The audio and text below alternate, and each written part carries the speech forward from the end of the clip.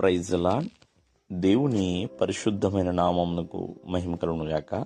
ప్రభు నామమున మీ అందరికీ హృదయపూర్వక వందనాలు. ఈ ఉదయకాలము దేవుని వాక్యాన్ని విందాం. సామెతలు 21వ అధ్యాయము 3వ వచనము. నీతి న్యాయములు అనుసరించి నడుచుకొనుట బలులు అర్పించుట కంటే యెహోవాకు ఇష్టము.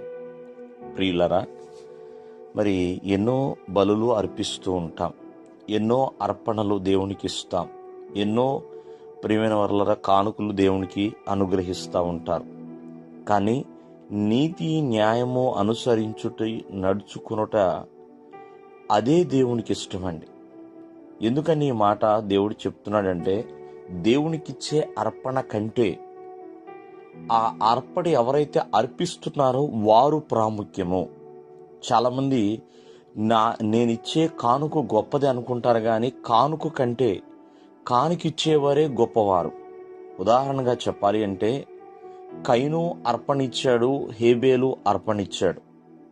కానీ రెండు అర్పణలని దేవుడు చూచాడు. హేబేలు అర్పణ లక్ష్య పెట్టాడు. మరి దానికి ప్రతిగా హేబేలు మరణించవలసిన పరిస్థితి వచ్చింది. కయీను ఓర్చుకోలేక తన తమ్ముడినే చంపేశాడండి. కానీ హేబేలు నిమిత్తమై కయీను శాపం పొందుకోవాల్సిన పరిస్థితి వచ్చింది. చూడండి, హేబేలు అర్పణ కంటే హేబేలు న్యాయమును అనుసరించి నడుచుకున్నవాడు. కావున ఈ ఉదయకాలం ముందు ఆలోచించిన బైబిల్ గ్రంథం సెలవిస్తుంది, పొటేళ్ల కొవ్వు అర్పించుకున్నట్టే కంటే మాట వినుట శ్రేష్టము అని. కాబట్టి దేవునికి ఇచ్చే అర్పణలు కావచ్చు, నైవేద్యాలు కావచ్చు, బలులు కావచ్చు, వాటన్నిటికంటే గొప్పది నీతి న్యాయము అనుసరించి నడుచుకొనుట. ఎందుకంటే ఆయన నీతిమంతుడుగా ఉన్నాడు, న్యాయవంతుడుగా ఉన్నాడు. కాబట్టి ఆ నీతి న్యాయములను అనుసరించి ఎల్లప్పుడూ కూడా మనం నడవాలని దేవుడు కోరుకుంటున్నాడు.